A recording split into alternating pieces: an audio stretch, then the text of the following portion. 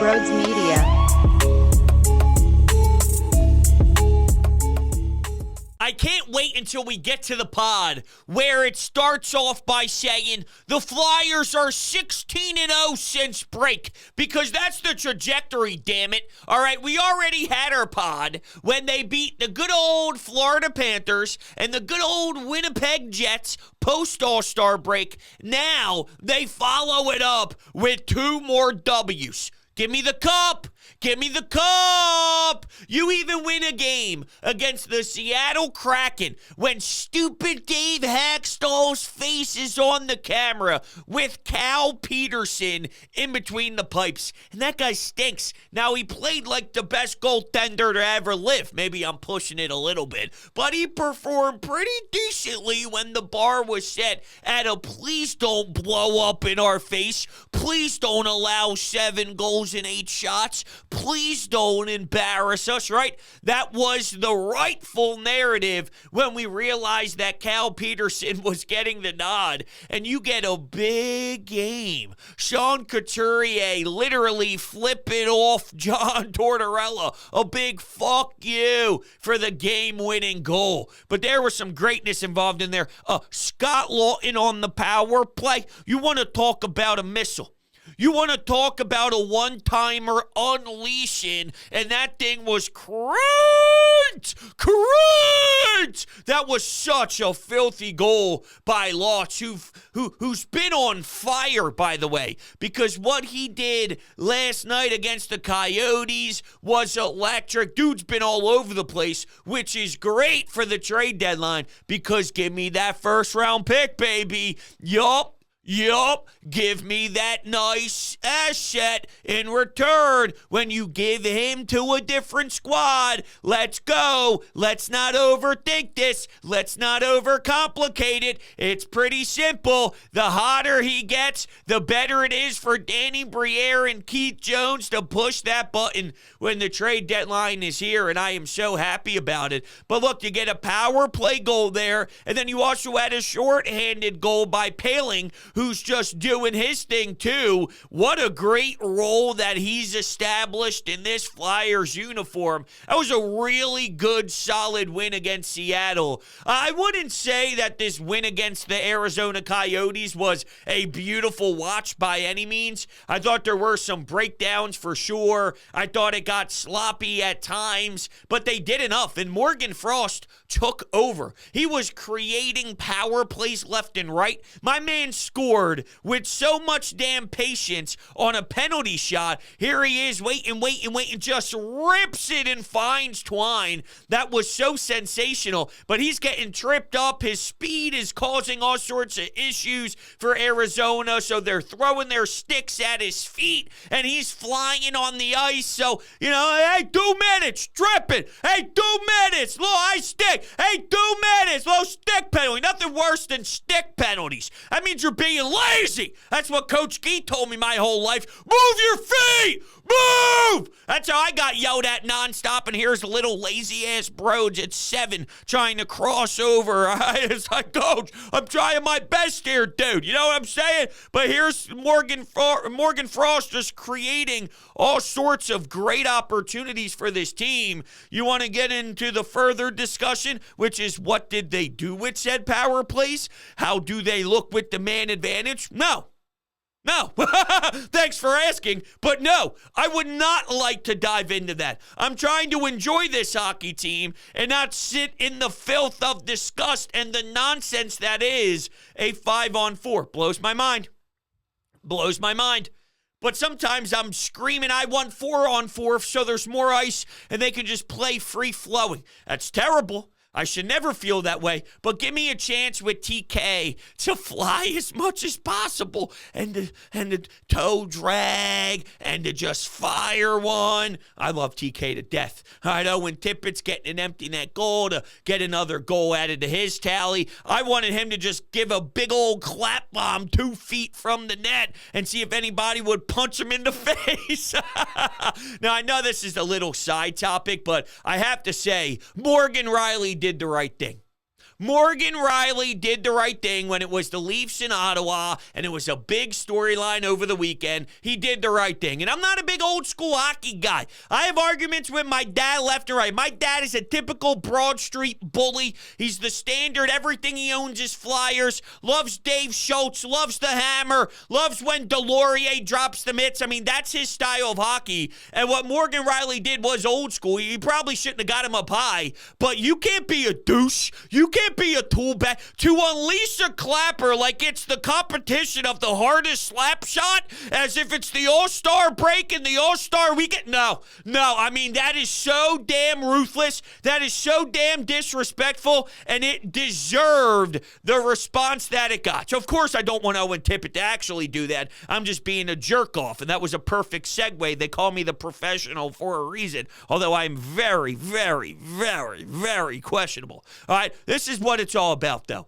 The Philadelphia Flyers win another hockey game. They're on the path to being in a spot in the Metropolitan to see some home Flyers playoff games at the Wells Fargo, and there's nothing better in life. I actually had someone on my wife's side, the family brought some kids. They have 2 daughters, and I don't think both of them went. I think only one went with some friends, but regardless, they don't go to games. So she actually shot me a text. She's 11? Is she 10? She's around that range. So to get a text from her, I'm like, what the hell is this? I open it up. They're sitting 10 rows off the ice in the corner, and she is thrilled to be there. She got to experience that. She got to experience a lot of goals, a lot of ups and downs. Imagine like not knowing what really to expect, and you sit down and you see that effort, you see that game, you hear the goal sound go off. 3 goals in the third period. Drysdale, Lawton, and then the empty netter. But whenever you thought, really, dude, really, there's a goal that hits off Erison, and it was like a weird angle goal from behind the net. Whenever the Flyers tied it up, it just got ripped out of your chest. Like Arizona finds a way to score another one. What are we doing here? Is a little step in the neutral zone. Cam York. Now they get a mini breakaway and they bury it. What are we doing? Can we establish some sort of life, please? Then that third period erupts, which was great. I did have a scare though when Scott Lawton's eating biscuits out there. If I'm John Tortorella, which I know this goes against his philosophy by 1,000, okay? I mean, he'll never do this. I'm just being an absolute jerk-off once again. Look at that, a jerk-off within a 5-second span. Oh, surprising. All right, I'm going, yo, Lots, you don't block shots out there? Huh? You don't get in the corners? I don't want you getting close to any stick battles. I don't want you to get slashed. I don't want you to get high stick. We need that first-round pick, dude. You can't be blocking shots. You're blocking shots, and then you're getting off the ice going under the tunnel. Dude, if we lose the ability to get that first-rounder, I'm going to be pissed. I'm going to be so angry. Now, obviously, I'm joking around. But, dude, did anybody else feel that way the second he's eating biscuits like that for the boys? You know, you like it. Don't get me wrong, you like it. But, dude, we got to be smarter. All right, we got to think the game here. We got to think the long run. If you're a real Flyer there, Scotty, let me tell you something. You let that puck go through. You let Erson try and save it. Don't you ever. Don't you ever. The TK 2-on-1 with Lots, though, that was a hell of a sauce. And that was a hell of a nice quick release. That thing was smoked. That was scorched. Just to step into it full speed as they're flying down the ice. What a beautiful sauce. I really thought the slow-mo put it on display nicely. Just a bang, a little marinara, a little Alfredo, you name it, a little blush sauce. Right on the tape. Perfect. And TK unleashes one. That was beautiful. Beautiful. Is there a next game? When's their next game? Oh, they have a game on Thursday against the Toronto Maple Leafs before the big outdoor game in MetLife Stadium. So I love this team right now, man. And Morgan Frost has been great. And he's been so great that I, at one time, just eventually figured the Morgan Frost experience would run its course. It's just not going to fly. For whatever reason, there's something. I can't really put my tongue on it. Okay, I can't really figure it out. But whatever the energy is around Morgan Frost, even through the positive plays and the awesome skill set that he has shown over the years, there was something missing. And John Tortorella's job, since he's gotten here, was, I believe, to get that snarl out of Morgan Frost. Whether it was to agitate him, piss him off, scratch his ass, sit his ass up in the booth. And how many of those Morgan Frost lovers and supporters said John Tortorella knew nothing? That he is clearly overplaying his hand. He is absolutely losing the respect by putting too much pressure on him, sitting in for 8 out of 10 games, whatever it was. I'm just saying, it was a lot of hockey games where you could make the argument Bobby Brink could have sat, or there were many different examples of guys who haven't been playing very strong. Hey, why is Morgan Frost the one getting picked on? This is why. You don't question Torts. I've been thinking this too. There's been multiple different examples of guys that John Tortorella has been hard on in other organizations over the years. Pierre-Luc Dubois, Patrick Laine. And it's like, Torts doesn't know what to do. Torts doesn't know how to handle these 40 goal scorers. Well, Travis Konechny, for some reason, he's okay finding the balance between what Travis Konechny likes to do and what John Tortorella likes to do, and he has a longer leash to BTK because I think that there's a mutual respect behind his approach and his work ethic and the way that he carries himself as a pro. Pierre-Luc Dubois in LA, how's that Kings contract looking right now after that guy's been bouncing around and causing headaches wherever he's gone? Patrick Laine, I think he's dealing with some stuff right now, so I'm not going to that angle whatsoever, but there has been some, just knocks on him, his approach and his inability to give it his all, and maybe didn't maximize Patrick Laine himself. I'm saying Laine has not maximized himself over the years. I'm talking different experience under John Tortorella. It's been a little weird for what I think he's able to do. Patrick Laine can be great. Patrick Laine can be awesome. These examples, though, of these guys, I think it speaks more about maybe their approach to it, and I understand that there's a lot going on with the Laine thing right now, so really, I'm not pushing that part on him whatsoever, but I'm just trying to sort of compare some of these other athletes that have been very vocal about hating Torts, and I don't like the way he's handled me, and he's not allowing me to be me. Well, he's okay with doing that with Frost now, and he's okay with doing that with Travis Konechny now. And why is because he's gotten the response that he deserves, and he's gotten the response and the respect by the players with their approach. And the way John Tortorella handled Morgan Frost, you can make the argument that he's handled it perfectly. Legit. Perfectly. Might be uncomfortable, but there's reasons why he's forcing Morgan Frost to be uncomfortable. Because he has to get uncomfortable to maximize Morgan Frost. And now Morgan Frost is creating for others. Now Morgan Frost is helping out the team in ways that I never saw in a billion years. He does have an awesome skill set. There's times where he makes plays and he's so confident, the way that he's putting the puck in between his skates and he's playing with the puck at the top of the blue line, which I cringe because it takes 1 second. It takes half a second to fumble the puck or someone poke checks it and now they're going the other way. And maybe they get a breakaway or it's a 2-on-1. Hey, dude, you're one bad pass or one bad attempt shy of being in the doghouse. You don't have that long of a leash. Maybe it's longer now than it once was, but dude, and he would still do it. To his credit, he would still try, and he'd play the Morgan Frost way, and it's just amazing. It's amazing the turnaround here, and I think that Cutter Gauthier thing really put me in a better headspace with the Morgan Frost experience, just because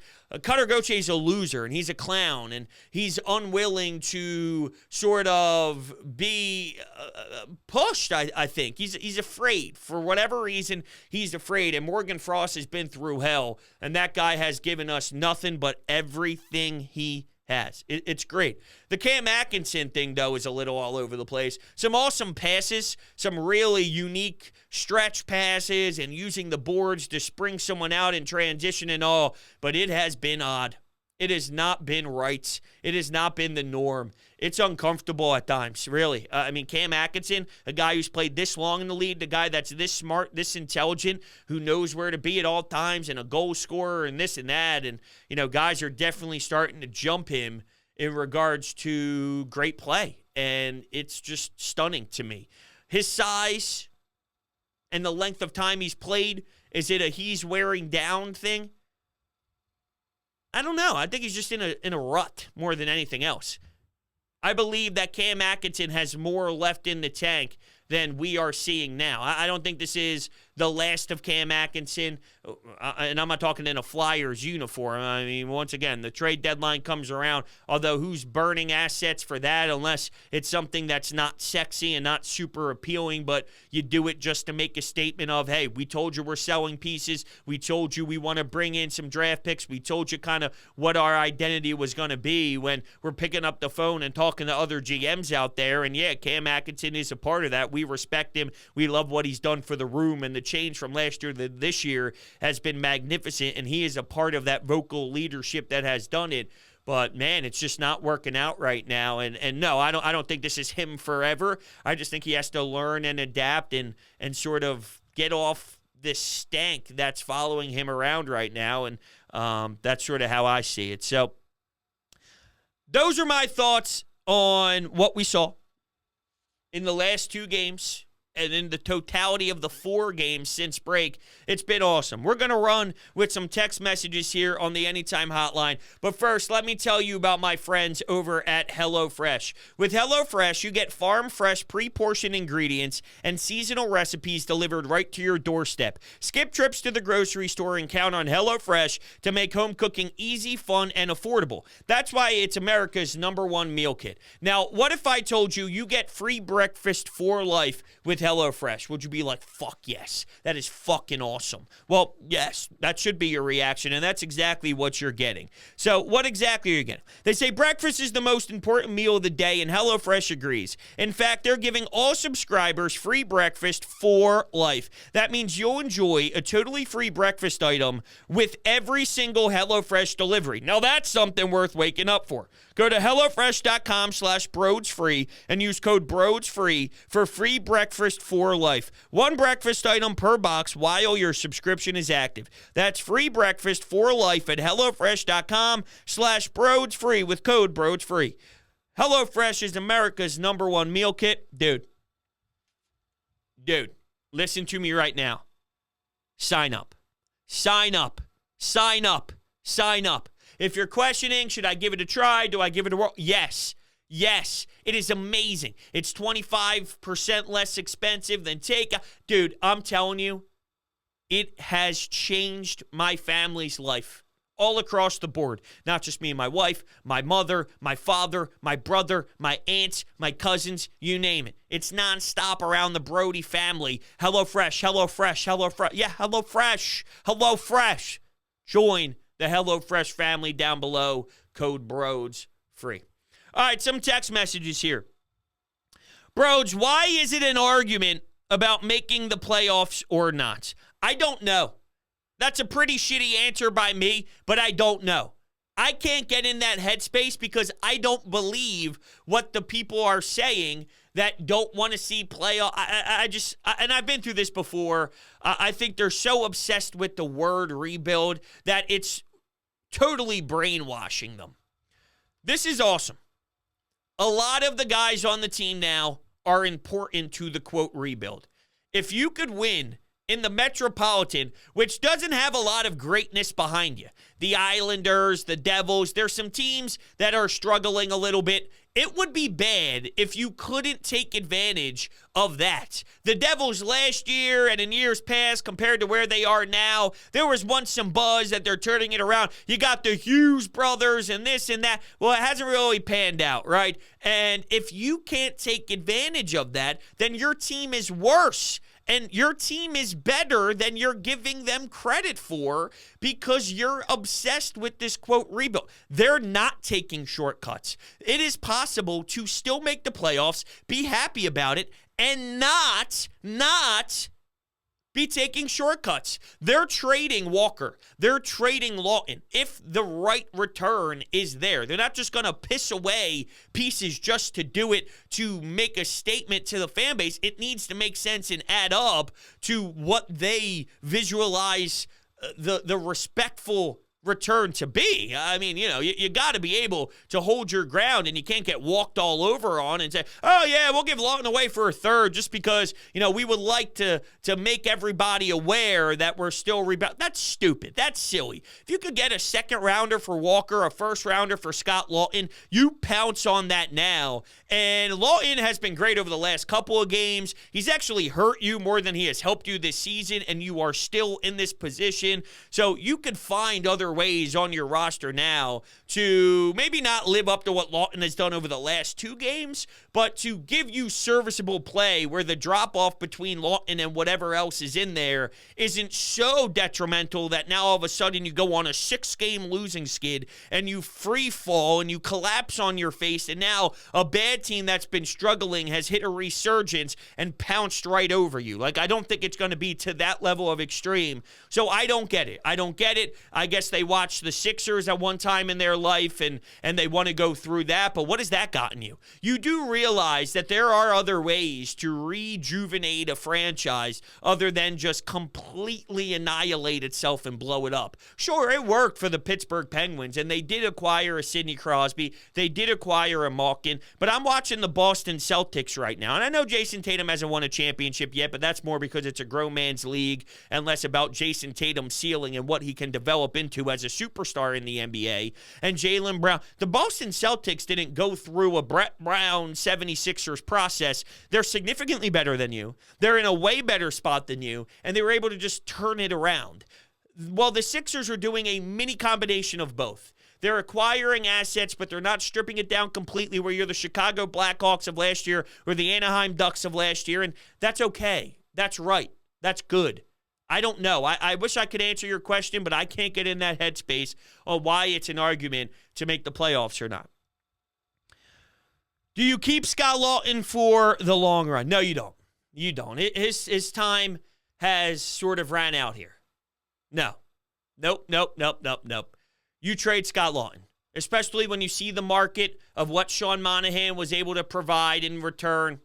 No, I thank Scott Lawton. I think Scott Lawton is a great dude. I mean, I'm talking a phenomenal guy, a perfect guy, an example of someone you want in your locker room. But what are the odds? And remember, he was a first-round draft pick, right? What are the odds that you're able, and as much as Lawton's great in the room and all, production-wise, you drafted a first-rounder. Scott Lawton's underwhelming from a first-round level view. That's my perspective on it. If I draft someone in the first round where Scott Lawton was drafted, I want more than what Scott Lawton has provided. He gives you first-round locker room presence, doesn't give you first-round hockey play. I want first-round hockey play, right? I mean, it can't be a detriment to the locker room, but there are plenty of examples of first-round talents in the NHL that are very good on the ice, and they're fine in the locker room. I want great hockey players for my first-round picks. What are the odds that you can get a first-round pick in return for a first-round pick that didn't necessarily live up to the hype from an on-ice level? It doesn't seem like it's very high. So I need to make sure that we do the right thing there and create an opportunity for the next person to get drafted here in Philadelphia, maybe to do more than Lawton did on the ice. And I think he's a phenomenal guy. I really do. And that's why teams are willing to look at a first-round pick in return for him and also where the contract is. And that's great. Good for you. You're making a push. Your organization's in a different spot than the Flyers, different role. You already have different leadership, different skill players, top-end talent, top 6 forwards that can score 40-plus goals nonstop. Wherever he goes, he will fit in perfectly, and that team will respect what he brings. But you got to look at the Flyers and realize that Scott Lawton has to go if you can get a first-round pick in return. Thoughts on the Tyson Foerster injury? I'm just glad that the Flyers are giving us a little bit of a, hey, we hope to see him in the weekend type of announcement. All right, so not as bad. Not as bad. Here's the exact announcement from the Flyers prior to the game. Oh, there's Jake Voracek waving and putting up a heart. How about that, Jake Voracek? Didn't expect to see him on the Jumbotron at all. All right, Flyers, will you tweet too damn much? Here we go. Injury update. Daniel Briere, Flyers forward.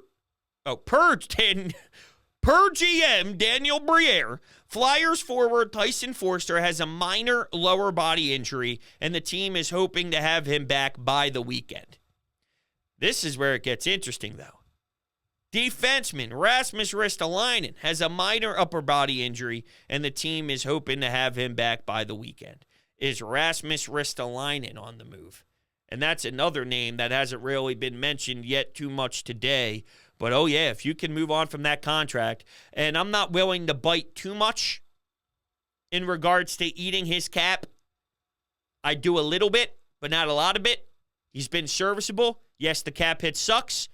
But if you're going to eat too much and you're taking that amount of money on your cap to get rid of him and for him to not be here and then bring in somebody else who's making less than Rasmus, but when you combine it with the cap hit that you're eating, it's almost the same as Rasmus. Depending on who the player is, I might rather have Rasmus, if that makes sense, right? I'm just saying, if you have to eat X amount and you bring in someone else for X amount and it adds up to what Rasmus was making, and he's another Rasmus, well, then I don't mind Rasmus if he's playing a decent third pair role and can maybe be slotted into your top four if need be for games and whatever. Like, if he could be serviceable and play a hard style under Tortorella and really focus on the areas that Torts has had him focus on to be where he is today, you got to weigh all that stuff out. But it'll be an interesting deadline, and I trust the people who are in place, and that hasn't happened a lot here in this city for Flyers hockey, so this is nice. It really is. All right, those are my thoughts on the nice 4-0 start after the break. I love you guys to death. Can't wait to see what they do against Toronto. Appreciate y'all. We'll be talking very soon.